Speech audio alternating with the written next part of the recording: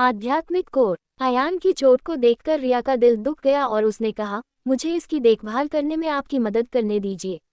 अगर यह संक्रमित हो गया तो बहुत बुरा होगा। उसे घायल देखकर वास्तव में उसे स्वयं घायल होने से भी अधिक बुरा महसूस हुआ। अयान ने रिया को देखने के लिए अपना सिर नीचे झुकाया। उसकी आंखों से, जो आंसुओं से भरी हुई थी, मिलते ही उसका दिल तेजी से धड़कने लगा। उसने उसे उत्तर दिया, ठीक है, अभी, भले ही वह आकाश में तारे चाहती हो, तो भी वह बिना किसी हिचकिचाहट के उसे तारे तोड़ने में मदद करेगा।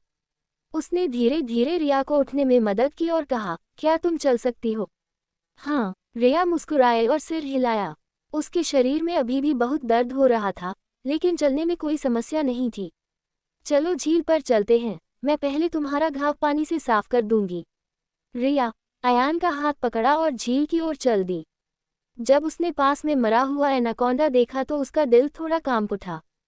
ये पहली बार था जब उसने इतना बड़ा सांप देखा था।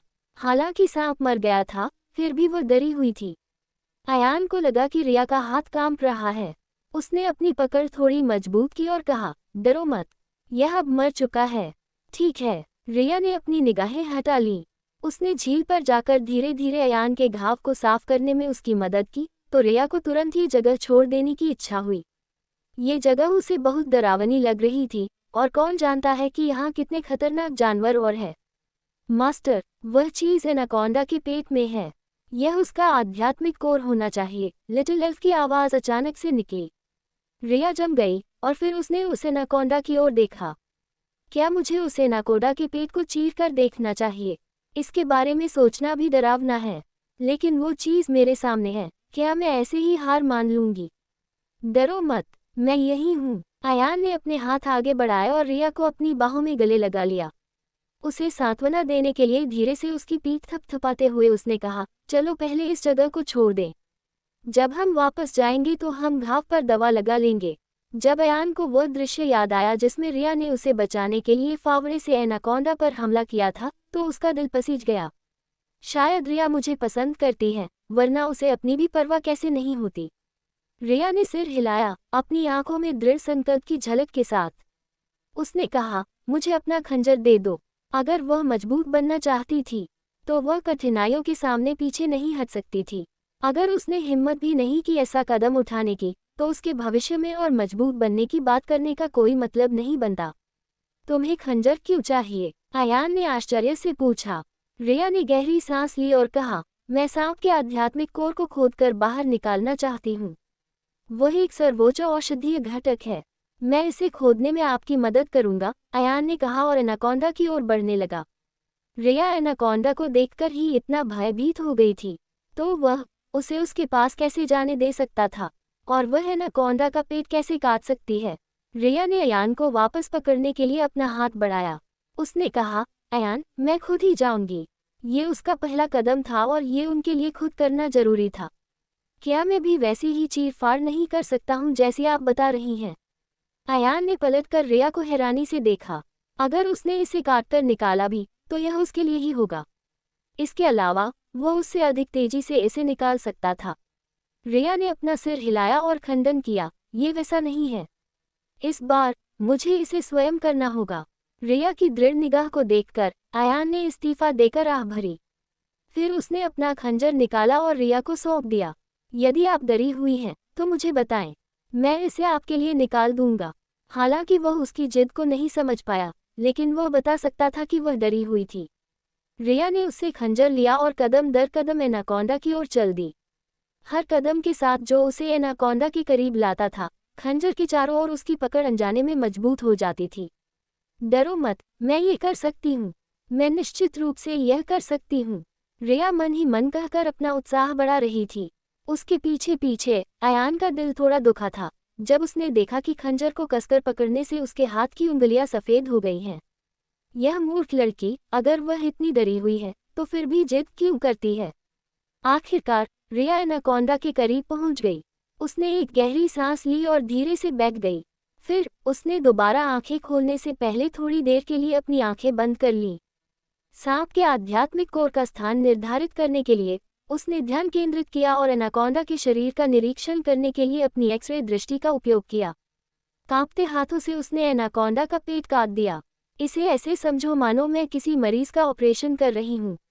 डरने की कोई बात नहीं है। अपने पिछले जीवन में उसने अपनी कंपनी स्थापित करने से पहले एक अस्पताल में डॉक्टर के रूप में भी काम किया था और 100 से अधिक ऑपरेशन किए थे। हालांकि उसने लगभग 3 या 4 वर्षों से सर्जिकल चाकू का उपयोग नहीं किया था, लेकिन वह ये नहीं भूली थी कि ऑपरेशन कैसे किया जाता है। एक झटके से खून निकल आया। उसके शरीर को काटते हुए रिया के टकटकी और अधिक दृढ़ हो गई और उसने जबरदस्ती फिर से एक और कट लगा दिया। एनाकोंडा के पेट पर खुले भाग का विस्तार कुछ और प्रहारों के बाद बड़ा हो गया। रिया ने एनाकोंडा का आध्यात्मिक कोर देखा। आध्यात्मिक कोर हरा था और एक बच्चे की मुट्ठी के आकार का था, जो हल्की चमक के साथ चमक रहा था। ये सांप का आध्यात्मिक कोर बहुत अजीब है। मैंने कभी ऐसा आध्यात्मिक कोर जैसा सांप नहीं देखा है, रिया ने आश्चर्य से कहा। उसने एनाकोंडा से पहले अन्य सांपों का आध्यात्मिक कोर देखा था। जब अयान ने सांप के आध्यात्मिक कोर देखा तो उसकी आंखें थोड़ी सिकुड़ गईं। मास्टर, यह एनाकोंडा कोई साधारण सांप नहीं है। ये साधना करने वाला सांप है। हालांकि इसकी साधना का स्तर अभी भी कम है, अन्यथा मेल मास्टर के लिए इसे मारना इतना आसान नहीं होता, लिटिल एल्फ ने कहा। रिया के चेहरे पर एक प्यारी सी मुस्कान नाच उठी। उसे अच्छा लगा कि लिटिल एल्फ ने अयान को मेल मास्टर कहा। 1 मिनट रुकिए, अभी आपने कहा कि यह साधना वाला सांप है, फिर अयान इसे कैसे मार सकता है? क्या ऐसा हो सकता है कि अयान भी साधना करता है? ऐसी संभावना है। पृथ्वी पर कल्टीवेटर हैं, लेकिन उनमें से अधिकांश प्राचीन मार्शल आर्ट कल्टीवेटर हैं। मेरा अनुमान है कि मेल मास्टर एक प्राचीन मार्शल आर्ट कल्टीवेटर है, लिटिल एल्फ ने कहा। रिया ने अयान को देखा। वह एक प्राचीन मार्शल आर्ट कल्टीवेटर है। क्या आप चाहती हो कि मैं मदद करूं? अयान ने पूछा। उसने रिया को अपनी ओर देखते हुए देखा था। नहीं, रिया मुस्कुराए और अपना सिर हिलाया। अयान एक प्राचीन मार्शल आर्ट कल्टीवेटर था या नहीं, वह वो आदमी था जिससे वह प्यार करती थी। वह उसके उत्कृष्ट होने से खुश थी। सांप के आध्यात्मिक कोर को खोदने के बाद रिया किनारे पर गई और सांप के आध्यात्मिक कोर को लपेटने के लिए कुछ पत्तियां उठाईं। झील पर उसने अयान के लिए एक साधारण घाव का इलाज किया और उसके कपड़े ठीक किए। चलो वापस चलते हैं। हालांकि उन्हें ऐसी कोई जड़ी बूटी नहीं मिली जिसमें आध्यात्मिक ऊर्जा हो, लेकिन आध्यात्मिक ऊर्जा के साथ इस आध्यात्मिक कोर को प्राप्त करने में सक्षम होना बहुत अच्छा था। आप टोकरी ले जा सकती हैं और मैं आपको ले जाऊंगा, अयान ने कहा। उसके लिए उसे अपनी पीठ पर ले जाना तेज होगा। आसमान में जल्द ही अंधेरा होने वाला था और रात में ये जगह और भी खतरनाक हो जाएगी। रिया ने अयान के शरीर पर नजर डाली और अपना सिर हिलाया। आप घायल हो गए हैं, मैं अपने आप चलूंगी। अयान मुस्कुराया और रिया के सिर पर हाथ मारा। ये सिर्फ एक छोटी सी चोट है, ऊपर आओ, नहीं तो मैं तुम्हें अपने कंधे पर ले जाऊंगा। उनकी चोट केवल गंभीर लग रही थी, लेकिन वास्तव में ये पहले से ही कुछ खास नहीं थी। सेना की उपचार औषधि कोई साधारण औषधि नहीं थी। अत्याचारी, रिया ने दिखावटी गुस्सा दिखाया और अयान की ओर देखा। वह तो उसकी पीठ के पास घूमा और उस पर लेट गया। अगर दर्द हो तो मुझे बताना। मत करो, अपने आप को बहुत जोर से धकेलें। चिंता मत करो, अयान मुस्कुराया। रिया को अपनी पीठ पर उठाकर जिस दिशा से वे आए थे उसी दिशा में कदम बढ़ाए। वह पहले से ही उसकी भावनाओं को समझ चुका था। वह अपनी माँ को डॉक्टर देव के पास जाने के लिए कहेगा कि कल विवाह का प्रस्ताव रखें। रिया इतनी उत्कृष्ट है, यदि उसने उसे जल्दी प्रस्ताव नहीं दिया तो वह निश्चित रूप से दूसरों द्वारा छीन ली जाएगी। अयान ने सोचा, तो क्या होगा अब कहानी में आगे? क्या अयान और रिया का जंगल में कोई और खतरा इंतजार कर रहा है? क्या रिया और अयान अंधेरा होने से पहले जंगल से निकल पाएंगे? तो क्या करने वाली है रिया इस आध्यात्मिक कोर का? प्रपोज जिद्दी और Yaduvanshi all follow. Rating, share. कहानी का अगला भाग पाने के लिए यहाँ क्लिक करें। पुराना अतीत। प्रपोज। आकाश में धीरे धीरे अंधेरा हो रहा था और पेड़ों की पत्तियों ने रास्ते को पूरी तरह से ढक लिया था। बिना किसी रोशनी के पहाड़ी सड़क जो ऊबड़ खाबड़ थी और उन पर चलना बहुत मुश्किल था। घास से लगातार सरसराहट की आवाजें आती रहीं। शायद ये सांप के आध्यात्मिक कोर के कारण था। इसी वजह से घास में छिपे जानवर उन दोनों से बचने के लिए दूर चले गए। अपनी पूरी यात्रा के दौरान उन्हें एक भी सांप नहीं दिखा। अयान ने रिया को अपनी पीठ पर बिठाया और उन निशानों का पालन किया जो उसने पहले बनाए थे, और अयान पहाड़ से नीचे जाने लगा। इस समय उसका चेहरा और शरीर पहले से ही पसीने से लथपथ था। अयान, मुझे नीचे आना चाहिए और अपने आप चलना चाहिए। रिया ने अपना हाथ बढ़ाया और अपनी आस्तीन का उपयोग करके अयान को उसके चेहरे से पसीना पोंछने में मदद की। उसकी आंखें माफी से भर गईं। इतनी बुरी तरह घायल होने के बावजूद इतनी देर तक उसे अपनी पीठ पर बिठाकर पहाड़ से नीचे उतरने के बाद वह थक गया होगा। ठीक है, हम जल्द ही पहाड़ की तलहटी में पहुंच जाएंगे। अयान ने अपना सिर उसकी ओर घुमाया और उसकी ओर एक प्यारी मुस्कान बिखेरी, जिसमें उसके दांत मोती जैसे सफ़ेद दिखाई दे रहे थे, जिससे उसका तराशा हुआ और पूरी तरह से गड़ा हुआ चेहरा और भी अधिक सुंदर और असाधारण दिखाई देने लगा। लेकिन आपके घाव पसीने से भीगे हुए हैं, यह आसानी से संक्रमित हो जाएंगे, रिया ने चिंतित होकर कहा। वह सचमुच अभी उसके घाव की जांच करना चाहती थी। अयान मुस्कुराया और अपना सिर हिलाया, आगे देखने के लिए अपना सिर पीछे कर लिया। चिंता मत करो, मेरा घाव ठीक है। इसके अलावा तुम इतनी हल्की हो कि तुम्हें अपनी पीठ पर ले जाते समय मैं तुम्हारा वजन भी महसूस नहीं कर सकता हूँ।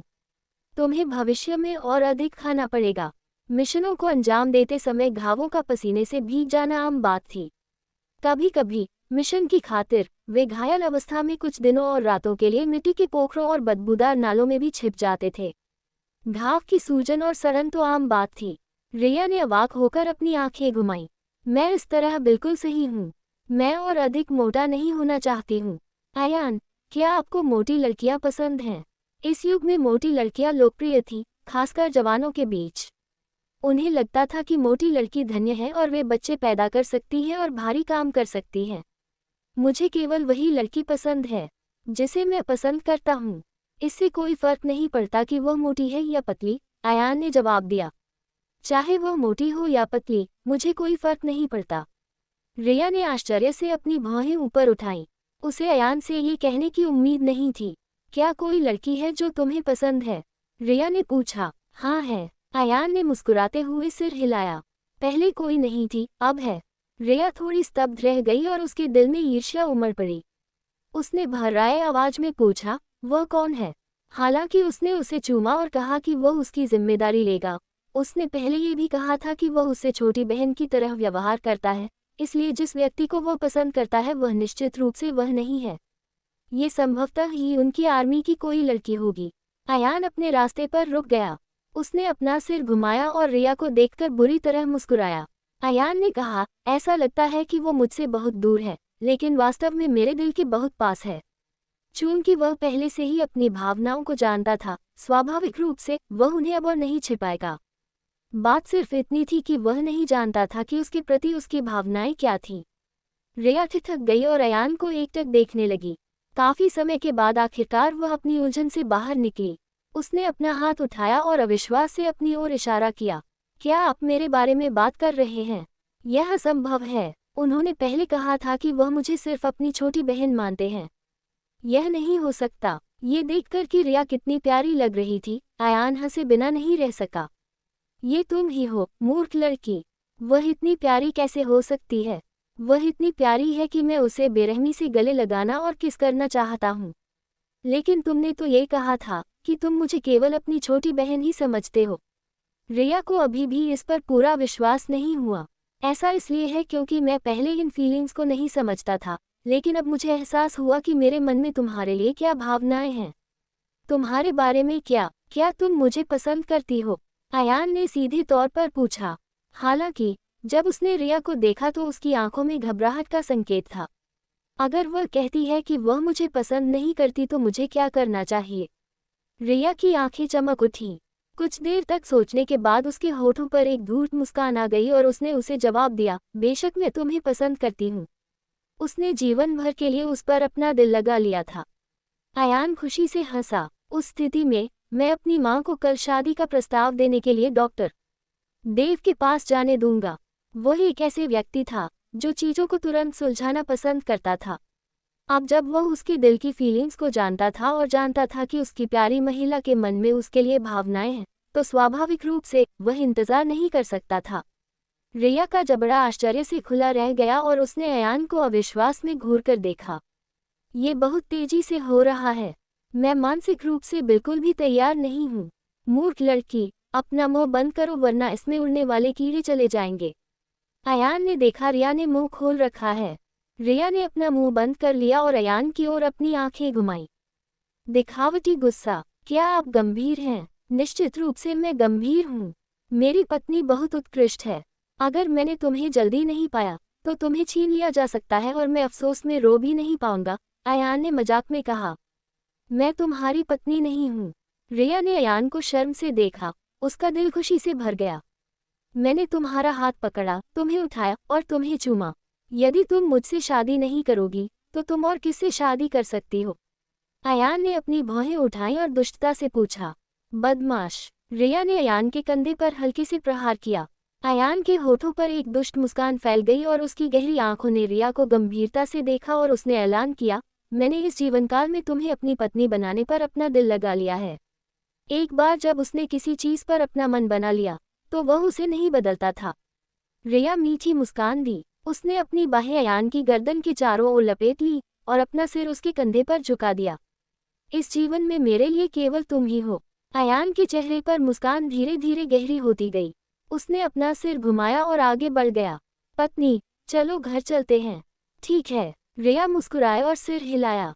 उसके साथ होने पर उसे अपने जीवन में कोई पछतावा नहीं होगा।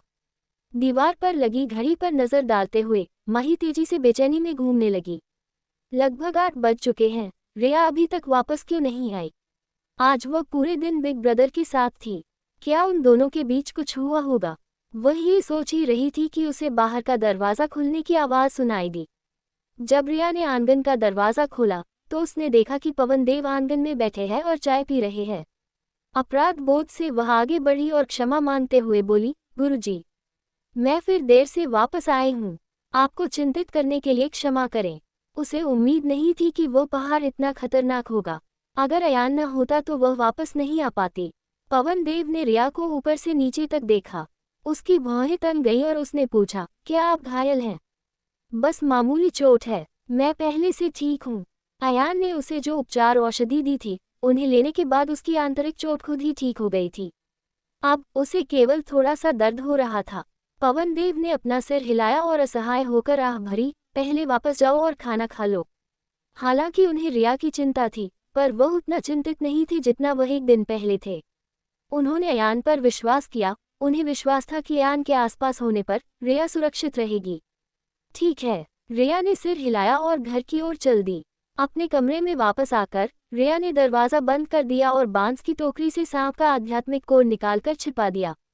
उसे टीचर को सांप के आध्यात्मिक कोर के बारे में बिल्कुल भी नहीं बताना चाहिए। अगर टीचर को पता चला कि वह इतनी खतरनाक जगह पर गई है तो वह निश्चित रूप से उसे भविष्य में कहीं नहीं जाने देंगे। तो क्या होगा अब कहानी में आगे? क्या राधिका जी डॉक्टर देव के घर रिया का हाथ मांगने आएंगी? तो क्या करेगी माही अब? अगर आप भी इन सभी सवालों का जवाब जानना चाहते हैं। पुराना अतीत, जिद्दी और Yaduvanshi all follow, rating, share. कहानी का अगला भाग पाने के लिए यहाँ क्लिक करें। रहस्यमयी बांसुरी। पुराना अतीत। जब उसने रिया को अपने कमरे में प्रवेश करते सुना तो माही ने दर्द सहन किया और बिस्तर से बाहर निकल गई। वह आज पूरे दिन अस्वस्थ थी और सोचती रही कि क्या रिया और अयान के बीच कुछ होगा, क्योंकि वे एक साथ थे। अब जब रिया वापस आ गई थी तो उससे बिल्कुल पूछताछ करनी पड़ी, अन्यथा वह निश्चित रूप से आज रात सो नहीं पाती। जैसे ही रिया कमरे से बाहर निकली उसी समय माही के कमरे का दरवाजा खुला जो उसके बगल में था। रसोई की ओर जाने से पहले उसने अपना सिर घुमाया और माही पर एक नज़र डाली। आजकल उसके और माही के पास बात करने के लिए कुछ नहीं था। रिया। माही ने अपने एक पैर पर भरोसा किया और रिया को रोकने के लिए उसके सामने कूद गई। क्या बात? रिया ने उदासीनता से पूछा। चूंकि वह पहले ही प्यार का सारा दिखावा छोड़ चुकी थी तो उसे माही के साथ अच्छा व्यवहार करने की उसे कोई ज़रूरत नहीं थी। आज आप बिग ब्रदर अयान के साथ कहाँ गए थे? आप दोनों के बीच क्या हुआ? माही ने रिया को गौर से देखा। ऐसा लग रहा था मानो वह उसकी निंदा कर रही हो। रिया ने उपहासपूर्वक उपहास किया। इससे आपका क्या लेना देना है? आपको ये सभी प्रश्न पूछने का क्या अधिकार है? क्या मजाक है? वह क्या सोचती है कि वह अयान की पत्नी है? रिया ने सोचा, क्योंकि मुझे बिग अयान पसंद है और क्योंकि मैं भविष्य में बिग ब्रदर अयान की पत्नी बनूंगी, माही ने आत्मविश्वास से कहा। वह पहले से ही बिग ब्रदर अयान पर अपना दिल लगा चुकी थी और निश्चित रूप से उससे शादी करेगी। रिया ने उपहास किया। उसने माही को नजरअंदाज किया और रसोई की ओर चली गई। रिया ने कहा, बिग ब्रदर अयान कल आएगा और शादी का प्रस्ताव रखेगा, लेकिन उसकी साथी मैं हूँ। आपको जल्दी ही हार मान लेनी चाहिए। तुम झूठ बोल रही हो। माही अविश्वास में चिल्लाए, यह असंभव है, मैं तुम्हारी बात पर विश्वास नहीं करती। इस पर विश्वास करो या नहीं। रिया ने सुस्ती से कहा और माही पर ध्यान देना बंद कर दिया। वैसे भी उसे कल पता चल ही जाएगा। माही के नाखून उसकी हथेली में गहराई तक घुस गए, जिससे तेज दर्द हुआ, लेकिन माही को कुछ भी महसूस नहीं हुआ। गुस्से से अपने दांत पीसते हुए उसने रिया को वापस जाते हुए देखा और उसकी नज़र धीरे धीरे धुंधली हो गई। रिया, घमंड मत करो, मैं तुम्हें बिग ब्रदर अयान का नहीं होने दूंगी। भले ही बिग ब्रदर अयान प्रपोज करने आएंगे कल शादी के लिए, मैं इसे खराब करने के कोई तरीके ढूंढ लूंगी। ऐसा कभी नहीं होगी रिया, मैं तुम्हें कभी भी बिग ब्रदर अयान से शादी नहीं करने दूंगी। रिया रसोई में चली गई और उसने पवन देव को पानी उबालते हुए देखा। शिक्षक, पवन देव ने सिर हिलाया। वह मेज पर गए और बैठ गए। उन्होंने कहा, आओ आओ और मेरे साथ बातचीत करो। ठीक है। रिया पवन देव के दूसरी ओर चली गई और बैठ गई। रिया, क्या आपके और माही के बीच कुछ विवाद चल रहा है?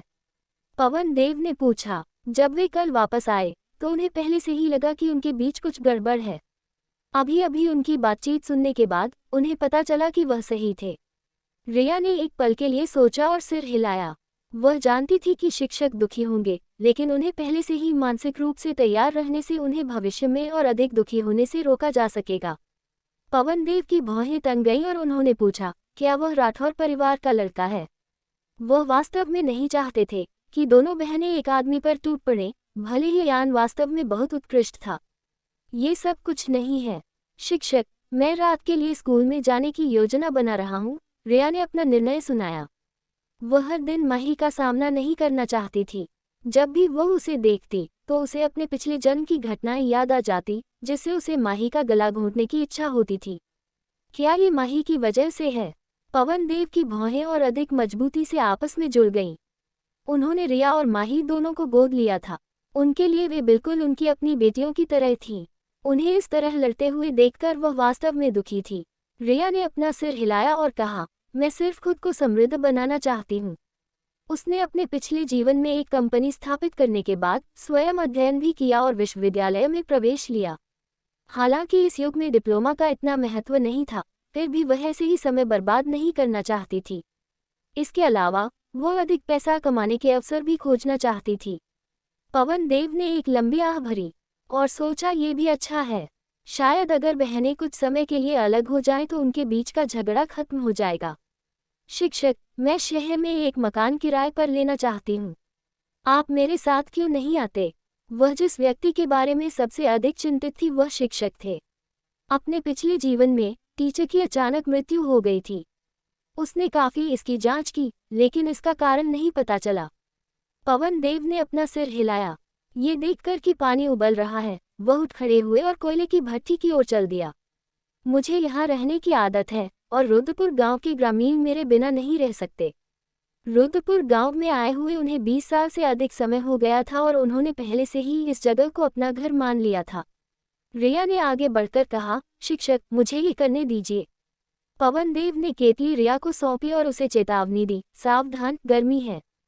ठीक है। रिया ने उनसे केतली ले ली और किनारे चली गई। उसने खाली थमस का ढक्कन खोला और उसमें पानी डाल दिया। क्या राठौर परिवार का लड़का कल शादी का प्रस्ताव रखने आ रहा है? पवन देव ने पूछा। उन्हें अभी रिया और माही के बीच की बातचीत याद आई थी। रिया ने शर्म से सिर हिलाया और उन्हें उत्तर दिया, उसने यही कहा था। क्या तुम्हें वह पसंद है? पवन देव ने पूछा। रिया ने अपने होंठ एक साथ दबाए और शर्म से सिर हिलाया।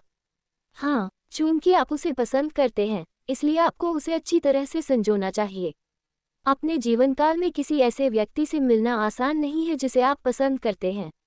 पवन देव ने खिड़की से बाहर देखा। उनके विचार अतीत में बह रहे थे। उस समय वह भी एक महिला से बेहद प्यार करते थे, लेकिन दूसरे पक्ष की पारिवारिक पृष्ठभूमि अच्छी नहीं होने के कारण उसके परिवार ने उनके एक साथ रहने का कड़ा विरोध किया था।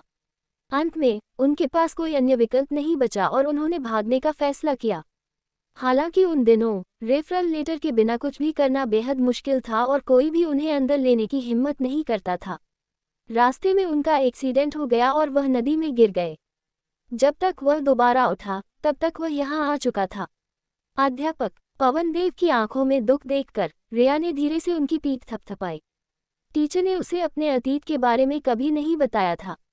हालांकि अपने पिछले जीवन में उसने वह डायरी पढ़ी थी जो टीचर अपने पीछे छोड़ गए था। डायरी में टीचर की अपनी प्रिय स्त्री के प्रति चाहत और प्यार के साथ साथ उसके प्रति गहरे अपराध बोध से भरी थी।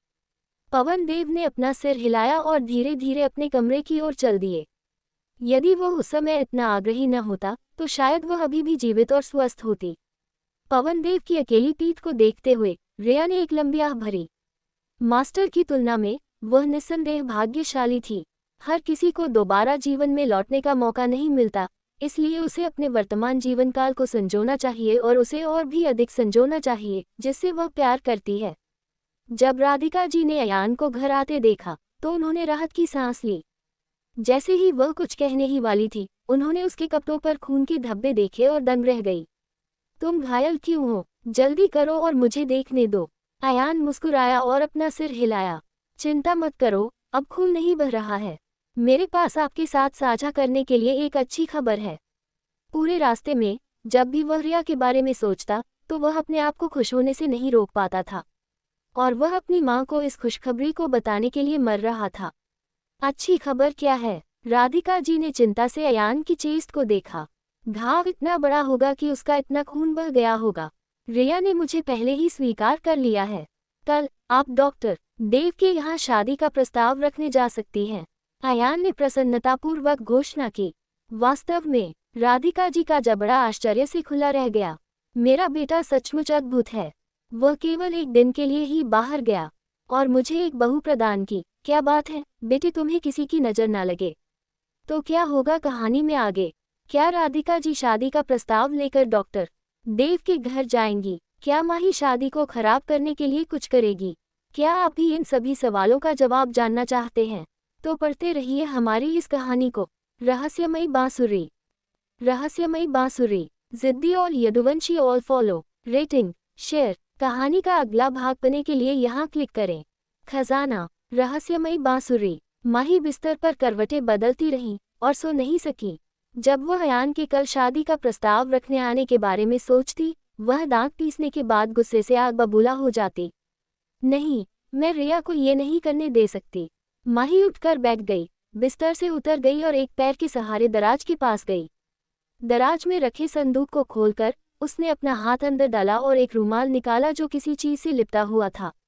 अपने हाथ में रुमाल को देखते ही माही की आंखें सिकुड़ गईं, उसकी नज़र थोड़ी खतरनाक थी। उसने गहरी सांस लेते हुए रुमाल को परत दर परत खोला।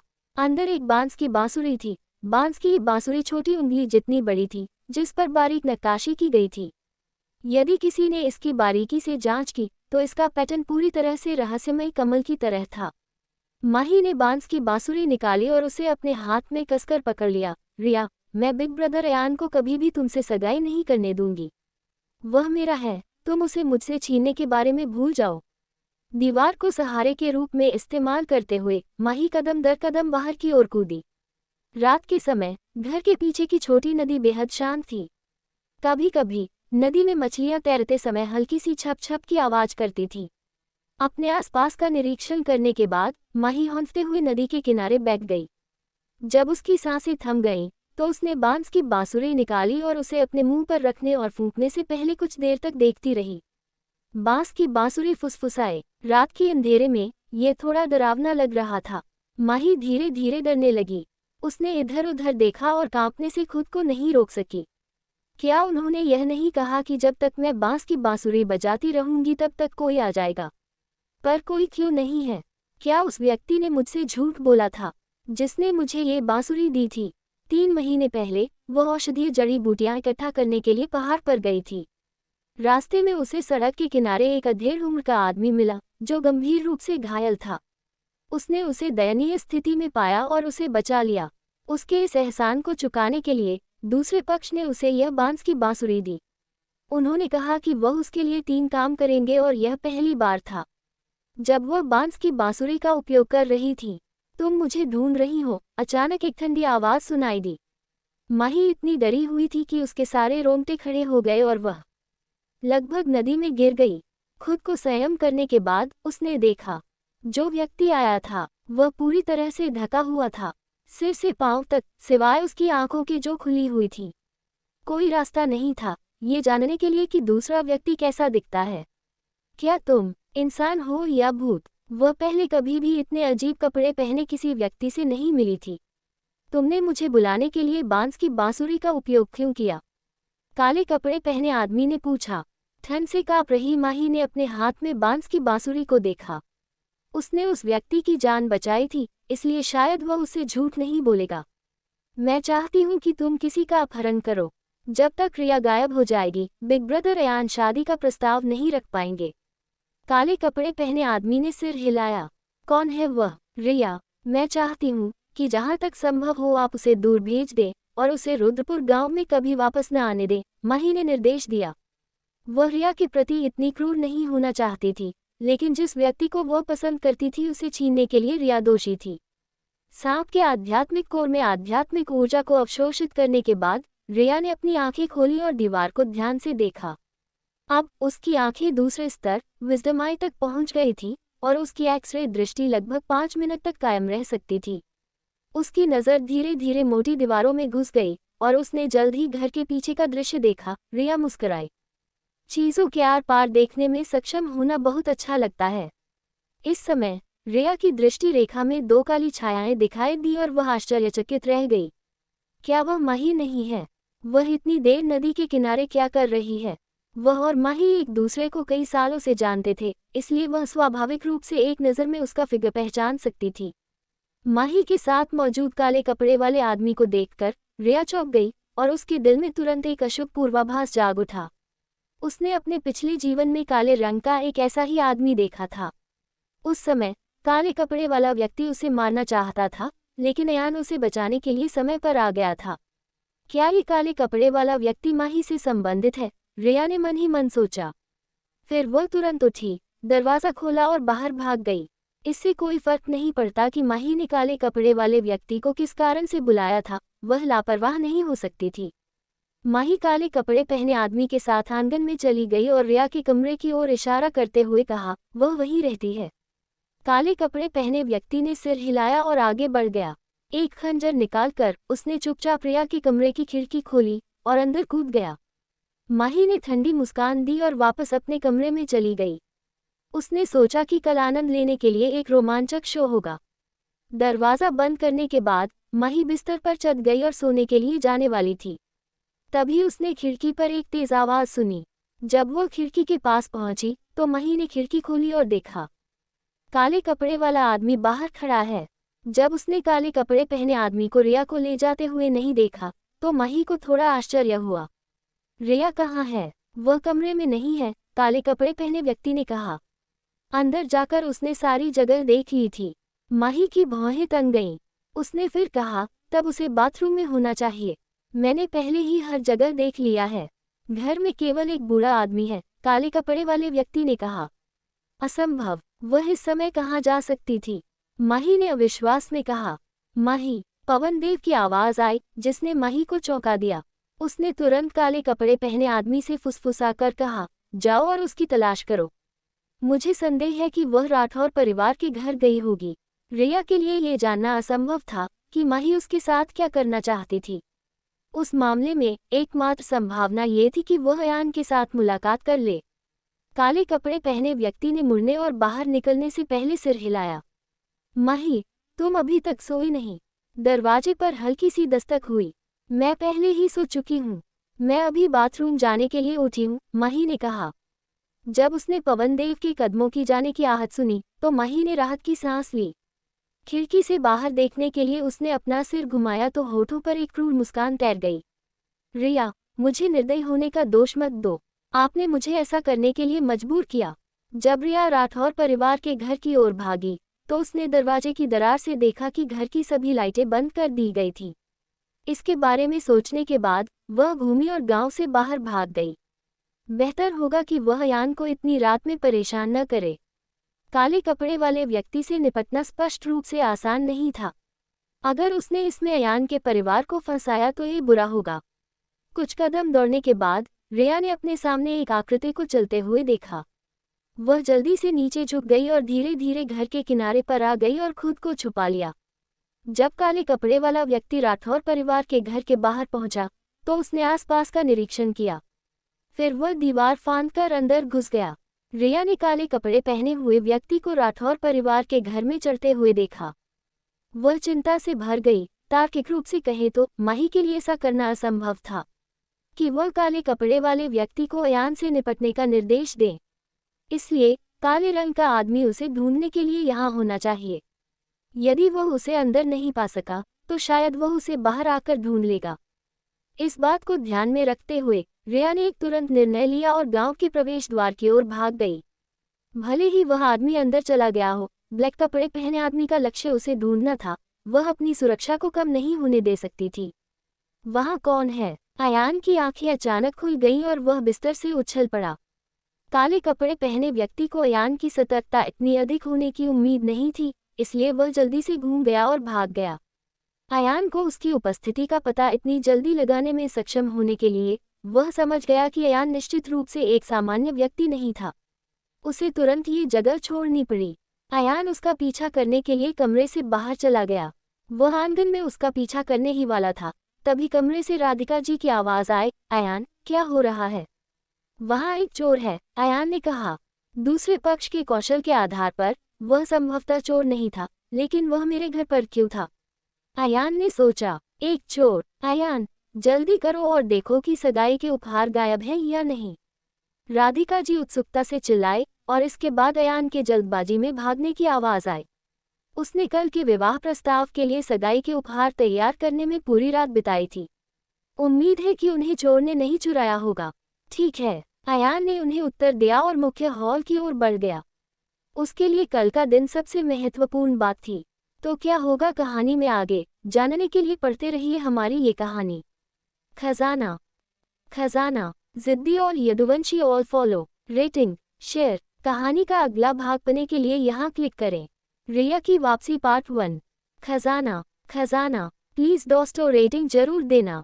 रिया गांव से बाहर भाग गई और गांव के बाहर पुराने टिड्डे के पेड़ के नीचे बैठ गई। अगर वह काले कपड़े वाला आदमी उसके पीछे होता तो वह निश्चित रूप से आज रात वापस नहीं जा पाती।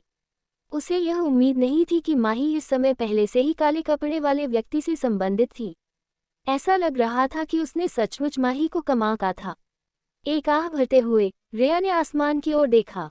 अंधेरी रात के आकाश में तारे चमक रहे थे। वे इस अंधेरी रात में विशेष रूप से उज्ज्वल थे। उसे अब भी याद है कि आखिरी बार जब उसने आसमान को इस तरह देखा था तो वह अयान के साथ थी। वह आखिरी बार भी था जब वे उसके पिछले जीवन में मिले थे। उस दिन उसका जन्मदिन था। मूल रूप से शिवांश राय ने उसका जन्मदिन साथ बिताने का वादा किया था। वह उसका इंतजार करती रही, लेकिन वह नहीं आया और उसने उसकी कॉल का जवाब भी नहीं दिया। जब वह शिवांश को ढूंढने जा रही थी तभी अयान ने उसे फ़ोन किया। हर साल उसके जन्मदिन पर अयान हमेशा उसे जन्मदिन की शुभकामनाएं देने के लिए फ़ोन करता था। उनकी बातचीत से उसे पता चला कि अयान उसी शहर में था जहां वह रहती थी, इसलिए उसने उसे तारों को देखने के लिए पहाड़ों पर अपने साथ चलने के लिए कहा।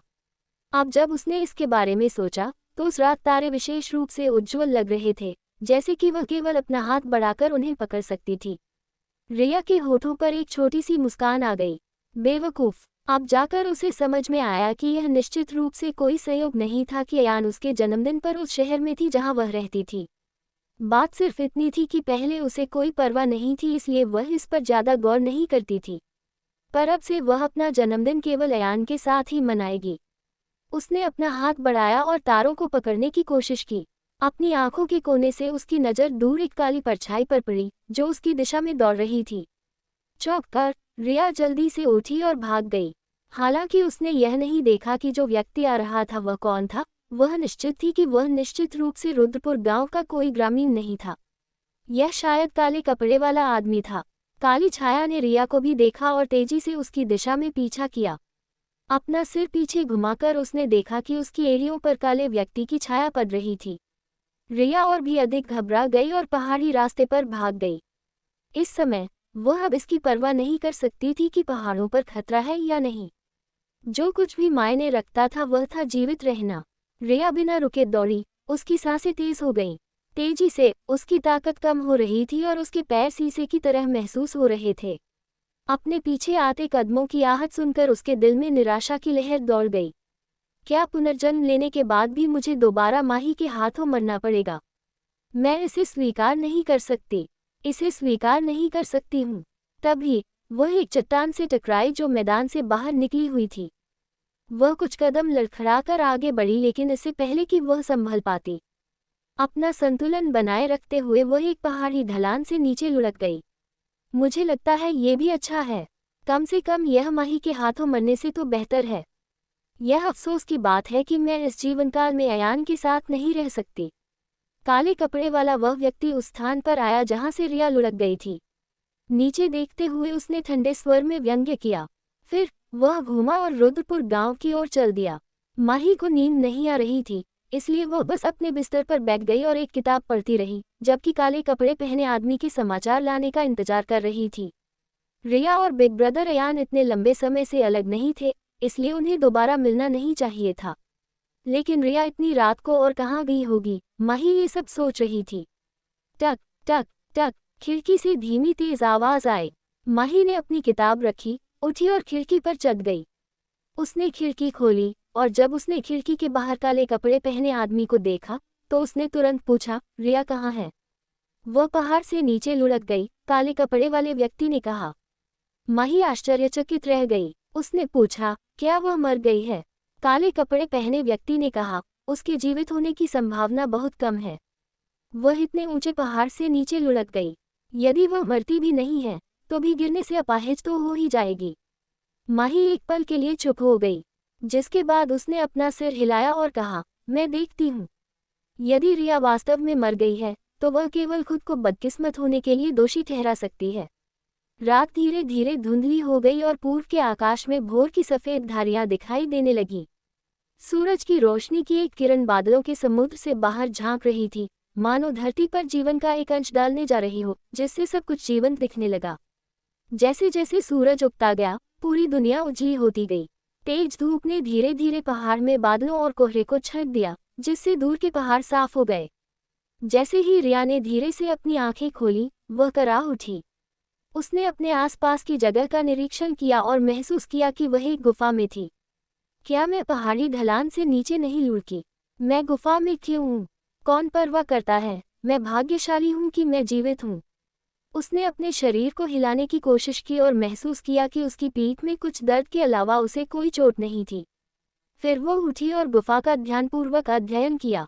गुफा बहुत बड़ी नहीं थी, ये केवल 5 या 6 वर्ग मीटर का था, जिसके ऊपर एक छेद था। वह गुफा जिसमें बहुत सारी घास फूस और पेड़ थे, जो उस छेद को ढंके हुए थे। ऐसा लग रहा था कि वह उस छेद से गुफा में गिर गई थी। मास्टर, यहाँ आध्यात्मिक ऊर्जा है, लिटिल एल्फ की आवाज गूंजी। वास्तव में रिया बेहद आश्चर्यचकित थी। मास्टर, देखने के लिए अपनी एक्सरे दृष्टि का उपयोग करें। वह चीज गुफा की दीवार के पीछे होनी चाहिए, लिटिल एल्फ ने उससे कहा। रिया ने सिर हिलाया और पूरी एकाग्रता से आसपास की गुफा की दीवारों को स्कैन किया। जल्द ही उसे इस गुफा की दीवार के पीछे एक छोटा काला लकड़ी का बक्सा मिला जो बाहर की ओर निकला हुआ था। मुझे वो मिल गया। खुशी से आगे बढ़ते हुए रिया ने कुछ देर तक उभरी हुई गुफा की दीवार का निरीक्षण किया। फिर उसने जमीन से एक चट्टान उठाए और उसे गुफा की दीवार पर पटकना शुरू कर दिया।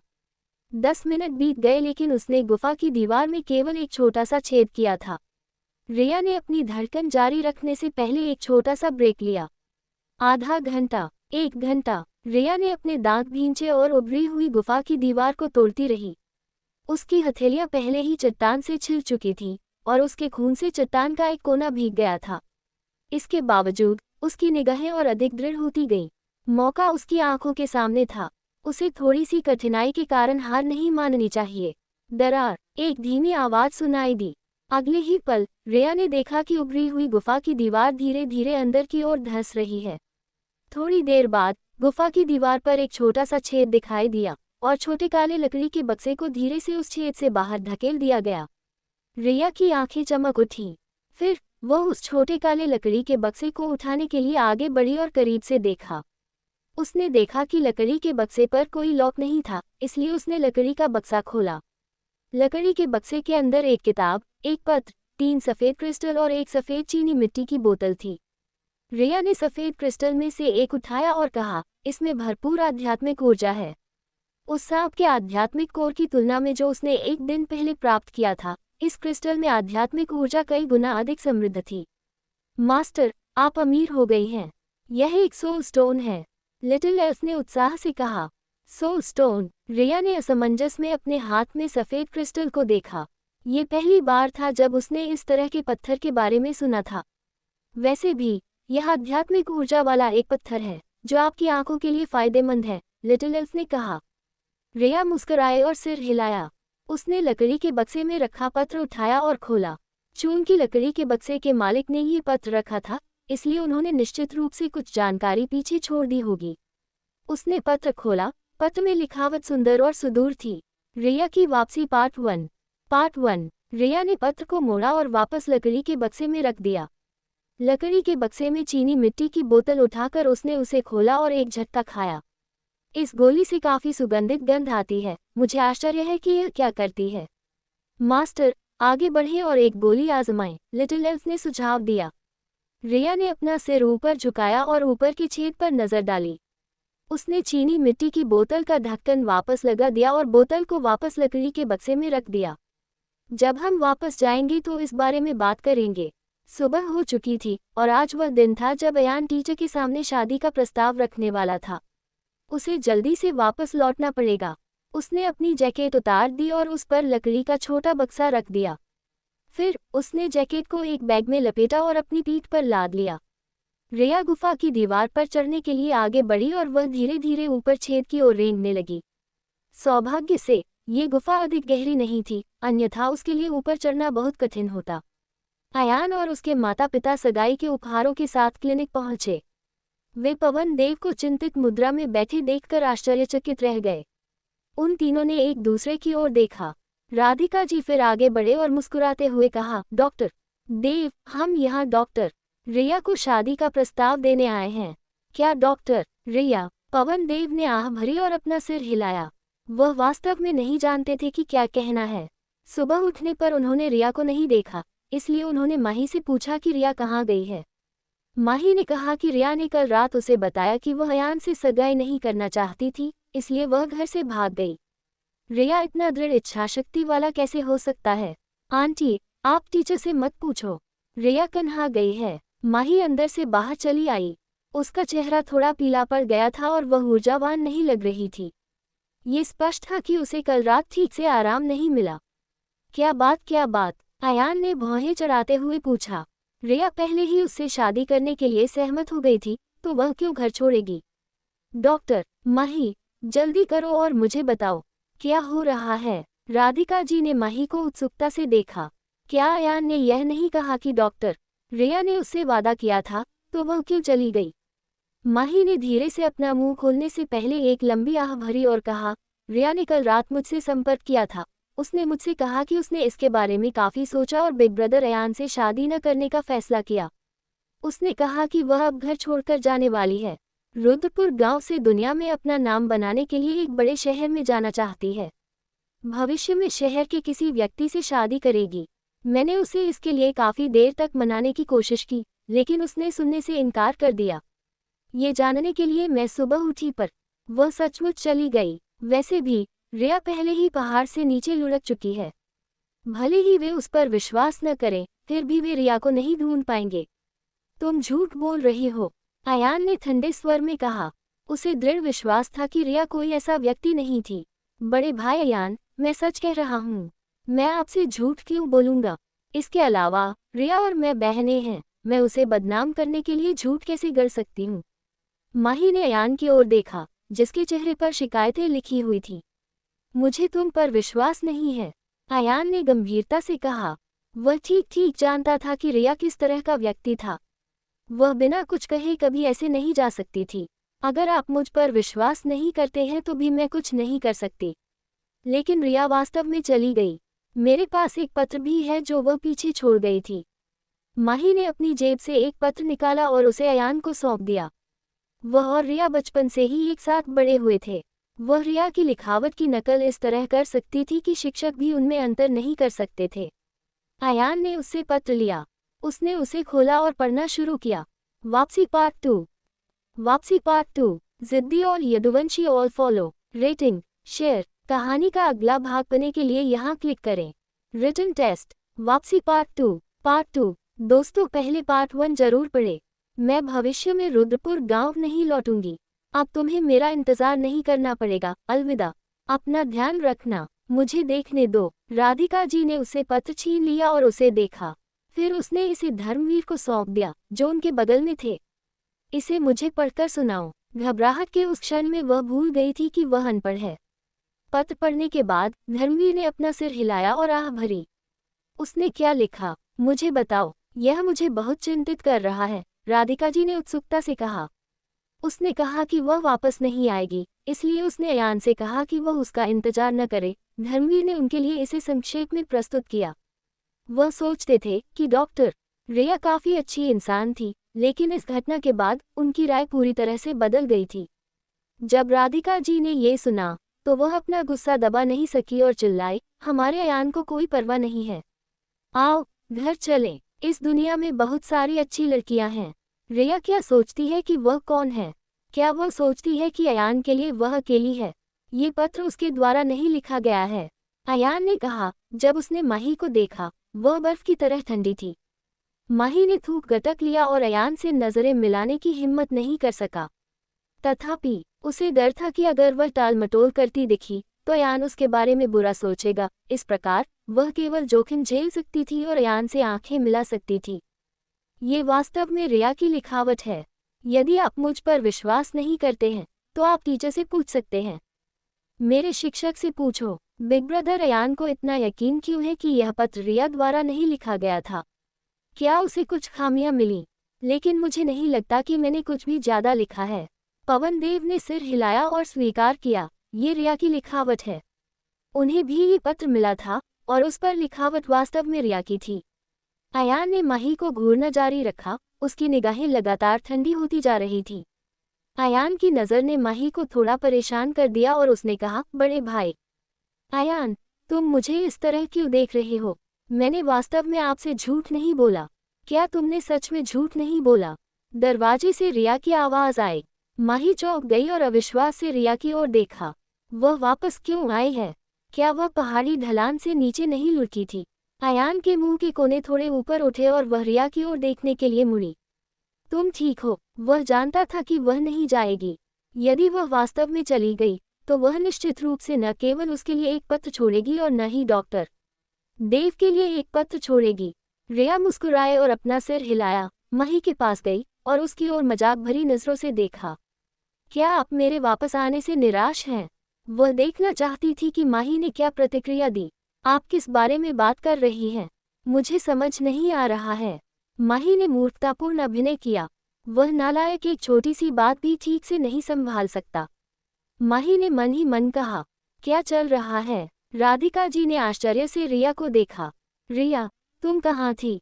पवन देव के चेहरे पर भी हैरानी भरी अभिव्यक्ति थी। क्या माही ने आप लोगों को नहीं बताया? रिया मुस्कुराए और सभी की ओर देखा। हालांकि उसने यह नहीं सुना कि माही ने क्या कहा, वह अनुमान लगा सकती थी। माही ने कुछ इस तरह कहा होगा कि कैसे उसे एहसास हुआ कि वह और अयान सही नहीं थे, इसलिए वह घर से भाग गई। पवन देव की भौहें सिकुड़ गई जब उसने माही को देखा। ऐसा लगता है कि माही झूठ बोल रहा है, लेकिन पत्र पर लिखावट स्पष्ट रूप से रिया की है। क्या तुम कोई पत्र छोड़कर घर से नहीं भागी थी? देखो, पत्र अभी भी यहाँ है। राधिका जी ने धर्मवीर के हाथ में पत्र लिया और उसे रिया को सौंप दिया। रिया ने पत्र लिया और उसे पढ़ा। फिर उसने कहा, ये पत्र मैंने नहीं लिखा। रिया, तुम मुझे इस तरह मुसीबत में कैसे डाल सकती हो? तुमने मेरे साथ ऐसा व्यवहार किया, मैंने तुम्हें कैसे नाराज किया है? हम एक साथ बड़े हुए हैं और हमारा रिश्ता बहनों जैसा है। माही ने रिया को देखा और ऐसे रोई जैसे उस पर झूठा आरोप लगाया गया हो। रिया ने अपनी भौहें उठाई और माही की ओर तिरस्कारपूर्वक देखा। मैंने तुम्हें मुसीबत में कैसे डाला? वह देखना चाहती थी कि माही कैसा व्यवहार करेगी। दोस्तों, समीक्षा देना ना भूले, क्योंकि इस स्टोरी को मैं आपकी एक प्यारी समीक्षा के लिए ही लिख रहा हूँ। Written test part 1। आपने कल रात मुझे स्पष्ट रूप से कहा था कि आपको बिग ब्रदर अयान पसंद नहीं है और आप उससे शादी नहीं करना चाहती हैं। आपने ये पत्र भी पीछे छोड़ दिया और मुझे दे दिया। आप जानबूझकर चले गए और अब मुझे मुसीबत में डालने के लिए वापस आ गई हैं। क्या आप बिग ब्रदर को मुझसे नफरत करने की कोशिश कर रही हैं? माही ने रिया सवाल किया। रिया ने अयान की ओर देखने के लिए अपना सिर घुमाने से पहले ठंडी मुस्कान दी और उससे पूछा, क्या आप उस पर विश्वास करते हैं? वह नहीं जानती थी कि क्या वह बिना किसी कारण के उस पर विश्वास करेगा, जैसा कि उसने उसके पिछले जीवन में किया था। अयान के होठों के कोने मुड़ गए और उसने बिना किसी हिचकिचाहट के उत्तर दिया, मुझे तुम पर विश्वास है। शुरू से अंत तक उसने एक बार भी माही की बातों पर विश्वास नहीं किया। माही की आंखों में आक्रोश की झलक दिखी और उसके दिल में गुस्सा फूट पड़ा। उसने इसे दबाने की पूरी कोशिश की, उसे अब शांत रहना होगा, नहीं तो वह सचमुच हार जाएगी। उसने एक गहरी सांस ली और अपनी भावनाओं को स्थिर किया। माही ने अयान की ओर देखा और कहा, बड़े भाई, आप मुझ पर विश्वास क्यों नहीं करते? ये पत्र वास्तव में रिया द्वारा लिखा गया है। शिक्षक ने अभी इसकी गवाही भी दी है। लिखावट वास्तव में रिया की लिखावट है। क्या मैं इतना निंदनीय हूँ ऐसी कि मैं रिया को फंसाने के लिए ऐसी गुप्त रणनीतियाँ अपनाऊंगी? अयान ने उदासीनता से कहा, मुझे अपने फैसले पर भरोसा है। माही ने गुस्से से अपनी मुट्ठियां भींच ली और उसके दिल में शिकायत की लहर दौड़ गई। मैं अपनी बेगुनाही साबित करूंगी, बस आप इंतजार करें और देखें।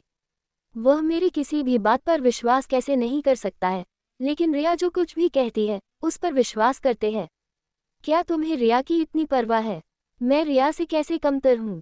रिया ने चेहरे पर मुस्कान के साथ अयान की ओर देखा। फिर उसने माही की ओर देखा और कहा, क्या आप पूरी तरह से आश्वस्त हैं कि मैंने वह पत्र लिखा था? अपने पिछले जीवन में अपनी कंपनी स्थापित करने के बाद उसने खुद को समृद्ध बनाने के लिए विभिन्न भाषाएं और शिष्टाचार सीखना शुरू किया, बेशक इसमें सुलेख भी शामिल था। इसलिए उसकी लिखावट पहले से ही बदल गई थी। पत्र पर लिखावट आपकी है। यदि आपने इसे नहीं लिखा तो ऐसा नहीं हो सकता कि मैंने इसे लिखा है। क्या ऐसा हो सकता है? माही ने आत्मविश्वास से कहा, मुझे नहीं पता कि आपने इसे लिखा है या नहीं, लेकिन यह मेरी लिखावट नहीं है। रिया ने पत्र को किनारे की मेज पर रख दिया। फिर वह मुड़ी और बाहर चली गई। राधिका जी ने अपनी निगाहें हटा ली और पवन देव को संदेह से देखा। डॉक्टर देव, क्या ये पत्र डॉक्टर रिया द्वारा लिखा गया है? उन्हें ये मामला साफ करना था। यदि डॉक्टर रिया वास्तव में एक षड्यंत्रकारी व्यक्ति होती तो वह अयान को उससे शादी करने की हिम्मत नहीं करती। पवन देव ने पत्र उठाया और उसकी दोबारा सावधानीपूर्वक जांच की। मुझे पूरा यकीन नहीं है। पत्र के शब्द वास्तव में रिया की लिखावट की तरह लग रहे थे, लेकिन रिया के बारे में उनकी समझ के आधार पर रिया को ऐसा करने की कोई जरूरत ही नहीं थी। हालांकि माही और रिया एक साथ बड़े हुए थे और बहनों की तरह थे, इसलिए वह शायद रिया को फंसाने के लिए कुछ नहीं करेगी। पवन देव ने सोचा। रिया अपने हाथ में एक बही खाता लेकर अंदर आए और उसे पवन देव को सौंप दिया। शिक्षक, ये बही वह खाता है जिसे मैंने हाल ही में रिकॉर्ड किया था। आप ये देखने के लिए जांच कर सकते हैं कि क्या इस पर लिखावट पत्र पर लिखी लिखावट के समान है। उद्धरण चिन्ह। पवन देव ने उसे हिसाब किताब ली और कुछ पन्ने पलटे। हस्तलेखन वास्तव में अलग है। दरअसल कुछ दिन पहले जब वह अकाउंट बुक पलट रहे थे तो उसे पहले ही एहसास हो गया था कि रिया की लिखावट बदल गई है। बात सिर्फ इतनी थी कि उस वक्त उन्होंने इस पर ज्यादा ध्यान नहीं दिया। जब उन्होंने अब पत्र पर लिखावट देखी तो उन्हें इस बात का एहसास ही नहीं हुआ था। असंभव। माही आगे बढ़ी और पवन देव के हाथ से रिया के दौर लिखा गया बही खाता पकड़ लिया। जब उसने उस पर लिखा देखा तो वह दंग रह गई। रिया ने अपनी लिखावट कब बदली? मैंने इस पर ध्यान क्यों नहीं दिया? राधिका जी ने अपना सिर घुमाया और धर्मवीर से पूछा, जो उसके बगल में थे, क्या डॉक्टर देव का मतलब है कि पत्र डॉक्टर रिया द्वारा नहीं लिखा गया था? वह अनपढ़ थी, इसलिए उन्हें लिखावट और अन्य चीजों के बारे में कोई जानकारी नहीं थी। शायद। धर्मवीर ने सिर हिलाया। क्या आपके पास कहने के लिए कुछ और है? रिया ने माही को आश्चर्य से देखा। माही के बारे में अपनी समझ के आधार पर माही निश्चित रूप से इसे केवल इतनी जल्दी से स्वीकार नहीं करेगी। क्या होगा आगे जान के लिए पार्ट 2। दोस्तों, अपनी प्रेशियस समीक्षा करना ना भूले। पार्ट 2 जिद्दी और Yaduvanshi all follow. Rating, share. कहानी का अगला भाग पाने के लिए यहाँ क्लिक करें। माही का सच पार्ट 2। दोस्तों, पहले पार्ट 1 पर दे, उसके बाद इस पार्ट पर आए और अपनी समीक्षा जरूर बटिए। माही ने अपने होंठ काटे, उसकी आंखें आंसुओं से चमक उठी। रिया, तुम बहुत घृणित हो। मुझे फंसाने के लिए तुमने वास्तव में इतनी कठिन परेशानी उठाई। भले ही तुमने अपनी लिखावट बदल ली हो, क्या तुम ये कहने की हिम्मत करती हो कि तुम्हारी पिछली लिखावट ऐसी नहीं है? अगर उसे पता होता कि रिया की लिखावट बदल गई है, तो उसने ये पत्र कभी नहीं लिखा होता। मैंने पहले लिखावट की पहचान सीखी है। यदि आप में से प्रत्येक पत्र में एक वाक्य लिखता है, तो मैं पता लगा सकता हूँ कि यह पत्र किसने लिखा है। ईमानदारी से कहूँ तो जब आप दोनों लिख रहे होंगे तो मैं बाहर चला जाऊंगा, अयान ने कहा। भले ही लिखावट बिल्कुल एक जैसी हो, लेकिन हर किसी की लिखने की शैली और लिखते समय इस्तेमाल किए जाने वाले दबाव की मात्रा अलग अलग होती है। ठीक है, रिया तुरंत सहमत हो गई। माही के हाथ थोड़ा कांप रहे थे और वह अंदर से थोड़ी घबराई हुई महसूस कर रही थी। मुझे कैसे पता चलेगा कि आप रिया की रक्षा नहीं करेंगे? मैं अपने चरित्र की कसम खा सकता हूँ। अयान के स्वर में एक असंदिग्ध दृढ़ता थी। रिया ने माही से हिसाब किताब ली, पीछे के खाली पन्नों को पलटा और 2 पन्नों को फाड़ दिया। उसने एक पेज माही को दिया और कहा, आइए शुरू करें। माही ने उस कागज को देखा जिसे रिया ने अपने दिल में बिना किसी डर के भाव के साथ पास किया था। क्या होगा यदि बिग ब्रदर सचमुच बता सके कि पत्र मेरे द्वारा लिखा गया था? तुम्हें हिम्मत नहीं है, रिया ने ताना मारते हुए व्यंग्य किया। माही ने अपना मन बना लिया और रिया के हाथ से कागज छीनने के लिए अपना हाथ बढ़ाया। रिया, अभी भी देर नहीं हुई है, अगर तुम अब अपनी गलतियां स्वीकार कर लो। मेरा मानना है कि बिग ब्रदर अयान को कोई आपत्ति नहीं होगी। अन्यथा यह आप ही होंगी जो थोड़ी देर में ही शर्मिंदा हो जाओगी। यही मेरा व्यवसाय है, रिया ने मजाकिया ढंग से मुस्कुराया। फिर वह मेज के पास गई और दराज खींचकर खोल दी। उसने दराज से 2 पेन निकाल कर रख दिए, जिसके बाद उन्होंने सबसे पहले रिया ने कागज पर लिखना शुरू किया। अपने पिछले जीवन से गुजरने के बाद न केवल उसकी लिखावट बदल गई, बल्कि यहाँ तक कि उसकी लिखने की आदतें भी बदल गई थी। एक गहरी सांस लेते हुए माही आगे बढ़ी और मेज से पेन उठा लिया। रिया पर एक नज़र डालते हुए उसने फिर लिखना शुरू कर दिया। जब वे दोनों लिख रहे थे तब अयान बाहर चला गया। रिया ने लिखने के बाद अपनी कलम नीचे रख दी और किनारे की ओर चल दी। माही ने लिखना बंद कर दिया। उसने अपने लिखे शब्दों पर नज़र डाली, फिर उस पर रिया द्वारा लिखे गए शब्द, जिसके बाद उसने पेन नीचे रख दिया और रिया की ओर चल दी। कहने की जरूरत नहीं है, उसने लिखने के लिए अपनी लिखावट का इस्तेमाल किया था। माही का मानना था कि बिग ब्रदर अयान उन शब्दों को समझ नहीं पाएंगे। अयान, अंदर आओ। ये देखकर कि रिया और माही दोनों ने लिखना समाप्त कर लिया है, राधिका दरवाजे की ओर चिल्लाई। अयान दरवाजे से चला और सीधे मेज पर चला गया। उसने मेज पर रखे कागज के 2 टुकड़े उठाए और उनका ध्यानपूर्वक अध्ययन किया। जब माही ने अयान को अपने लेखन को घूरते हुए देखा तो वह बेहद घबरा गई। वह नहीं बता सकता कि आगे क्या होगा। अपने आप को डराओ मत, शांत हो जाएं। आपको शांत रहना चाहिए। रिया ने माही पर उपहासपूर्वक नजर डाली और बाहर चली गई। थोड़ी देर के बाद रिया चाय के कुछ कप लेकर अंदर आए और बोली, आंटी, अंकल, कुछ चाय लीजिए। उसके लिए घबराने की कोई बात नहीं थी, ये देखते हुए कि उसने पत्र नहीं लिखा था। बस इसे वहीं छोड़ दो, हम इसे बाद में पिएंगे। राधिका जी और धर्मवीर ने अयान को गौर से देखा। अभी वे सिर्फ परिणाम जानना चाहते थे। रिया मुस्कुराई। वह पवन देव के पास गई और उसे 1 कप चाय दी। गुरुजी, कुछ चाय लीजिए। ठीक है, पवन देव ने सिर हिलाया। वह अपने हृदय में उत्तर पहले से ही जानते थे। अयान ने कुछ देर तक रिया और माही द्वारा लिखे गए शब्दों का अध्ययन किया। फिर उसने कागज अपने हाथ में रख दिए, पत्र उठाया और विस्तृत तुलना की। एक क्षण बाद उसने कागज के टुकड़ों में से एक उठाया। उसने उन सभी को देखा और घोषणा की, मेरे पास परिणाम है। जिस व्यक्ति ने इस कागज के टुकड़े पर लिखा है, वही व्यक्ति है जिसने पत्र लिखा है। तो क्या होगा और किसका पत्र अयान ने उठाया है? जानने के लिए पढ़िए हमारी ये स्टोरी। प्लीज़ दोस्तों, अपनी प्रेशियस समीक्षा देना ना भूले। दोस्तों, हमें फॉलो करो और कल पढ़िए माही का सच्चाई आई सबके सामने। माही का सच।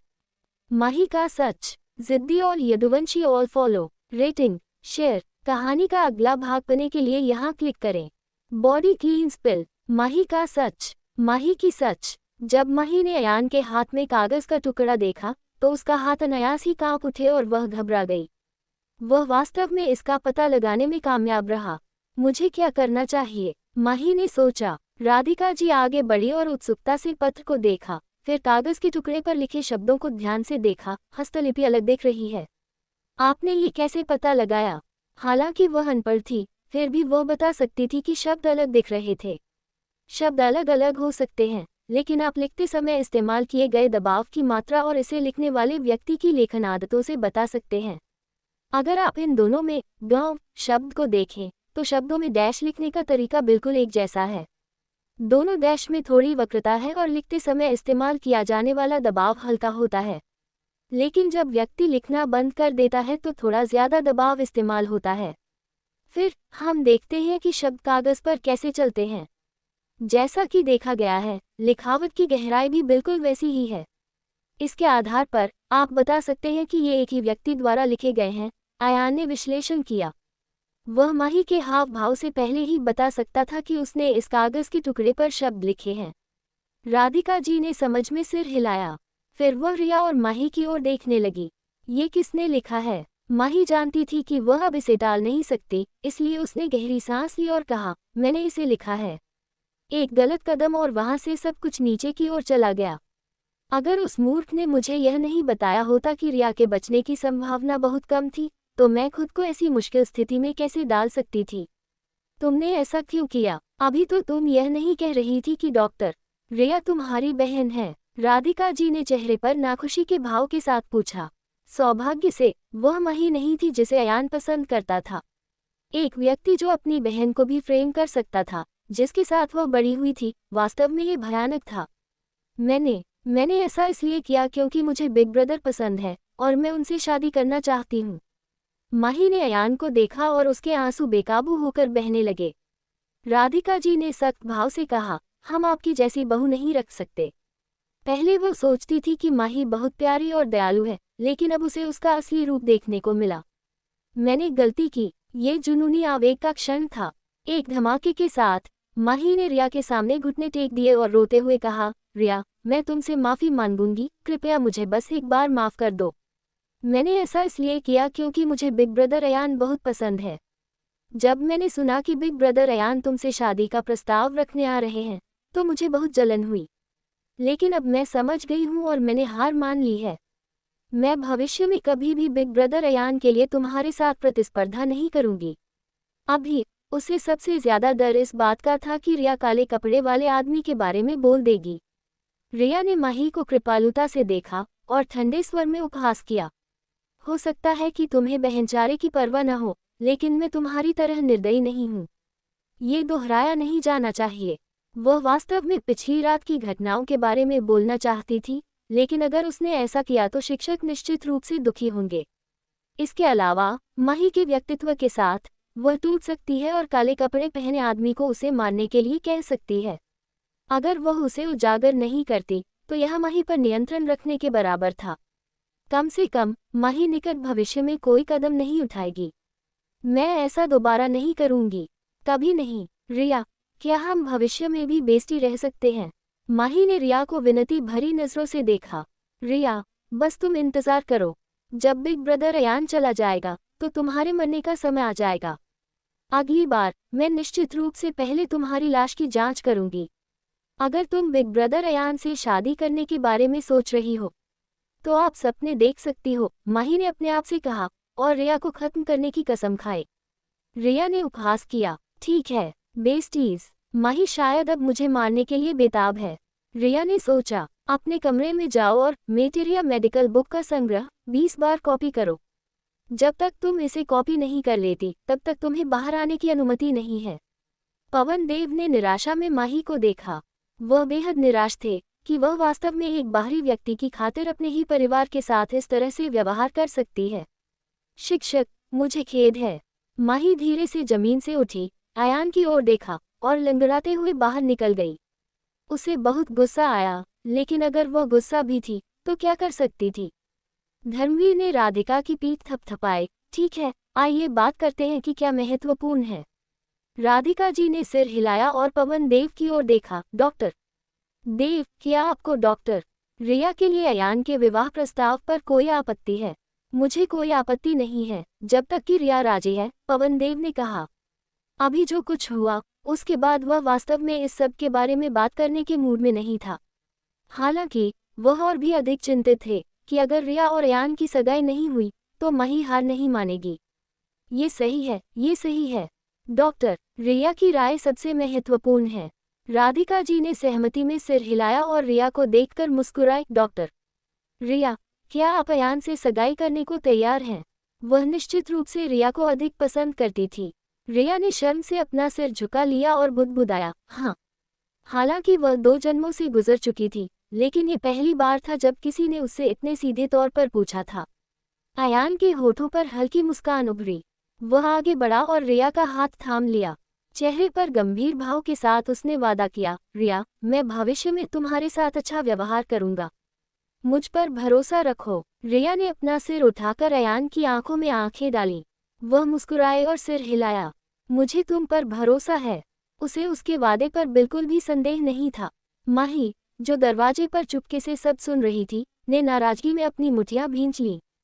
उसके दिल में आक्रोश और गुस्सा बढ़ता जा रहा था और फैलता जा रहा था। उसका चेहरा एक भयावह भाव में बदल गया जो भयानक लग रहा था।